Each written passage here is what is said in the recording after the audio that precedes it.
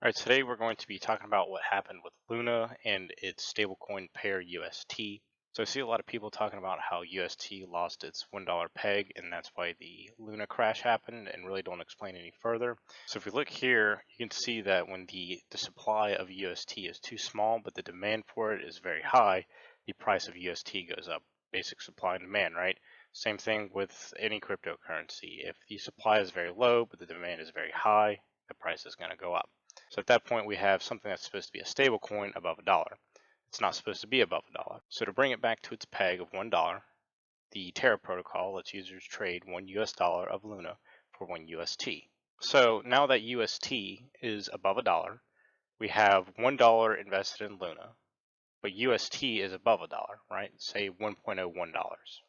So now you have a trade from Luna to UST. So we have $1 of Luna, which could be any sum of Luna. It's just a dollar amount of Luna. So when you trade it for UST, it mints a UST. And by minting, it increases the supply so that the price goes back down to $1, where it's supposed to be. You also have to keep in mind it's going to take much more than $1 of Luna that mints 1 UST to bring the UST back to its peg, right? So if UST is $1.01, so 1 cent away from its peg, now you can sell that 1 UST for 1.01 USD. So you start off with $1, you buy $1 worth of Luna, and then you use that Luna to buy UST. Well, UST is at $1.01, right? So then you can sell it for 101 USD. Now that might not seem like much, as you can see here, but if you have millions of dollars doing this, you can actually make some pretty good money. And inversely, when the supply is too large and the demand is too low, the opposite happens, right? So if we have a very large supply and a low demand, the price tanks. So the price of UST goes below $1. So the protocol lets users do the opposite, right? So now users can buy 1 UST for 99 cents, okay? UST is now 99 cents, so it's cheaper than $1. So now you have bought 1 UST for 99 cents. Then you can trade your 1 UST for 1 USD of Luna. See what's going on here? So because of this, it burns 1 UST, so it reduces the supply of UST and mints Luna, okay? So for UST to go back up, Luna has to go down. Here's where the problem begins. As this tanks, right, and doesn't stay at $1, more and more Luna have to be minted to try and keep this thing at $1. So what you're seeing now is the circulating supply increasing substantially. I actually updated this web page before I started the video, and I'm going to update it again. So right now you can see it's at 76 billion.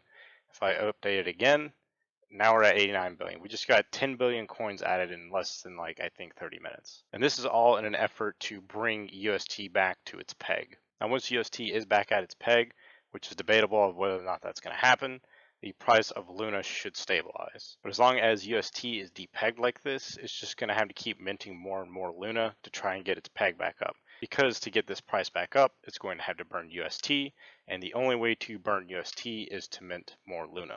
And you can see here, this trade burns 1 UST, mints 1 USD of Luna, netting the trader a profit of 1 cent. Now again, if you have millions of dollars, this would be a lot of money. Now, there has been some speculation of Citadel and BlackRock causing this to happen from some suspicious trading of Bitcoin and UST between the creators of Terra Luna or something like that. As of right now, that doesn't really have any validity, but it could be some other sort of entity that did something similar to cause this to happen. It could also be the fear in the market right now, considering stocks and crypto and pretty much everything else is tanking. It's actually interesting here, though. You could see that a lot of people have been piling into this. The market cap has actually gone up a little bit today, all the while the price is going down. Another thing to think about is the algorithmic stablecoins and their cryptocurrencies. There's other ones out there such as Waves, and I think Phantom is also one. I'm not sure of the other ones, but I know there's a few. A lot of them had this sort of move recently, not as bad as Luna, but it's something to keep in mind when trading them. It kind of brings up the question of how flawed are the algorithmic stablecoins, and a lot of people have been comparing this to USDT, saying, oh, USDT depegs all the time.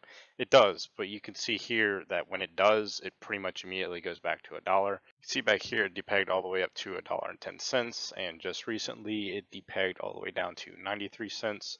But if we zoom in here, you can see that this doesn't last very long, right? We had a short time of depegging, and now we're pretty much back at $1. So here you can see UST depegged on the 9th of May, We are currently still below half of its value. Here you can see USDT depegged yesterday and is currently back at $1.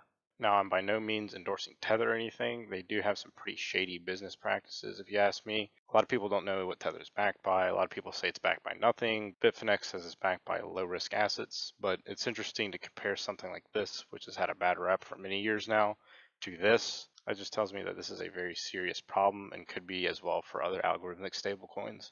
So I guess this is more of a video on what kind of happened to this. You can't really do any technical analysis on it as they keep adding billions of coins every few minutes. Like we're at 89 billion right now. I'm going to refresh the page and we're at 100 billion. So as long as this keeps happening, it's just going to keep going down. That's really all there is to it. And just be careful with the other coins that have algorithmic backed stable coins such as Waves and Phantom. Not saying that they'll fail like this project. They could have better algorithms at play that keep the price from depegging, but it's just something to keep in mind. This article actually has some pretty good information in it, so I'll include it in the description below. So this is what happened with Luna. If you enjoyed this video, go ahead and hit the like button. If you haven't subscribed already, go ahead and do so as I try to post content daily. As always, this is not financial advice. I'll see you in the next one.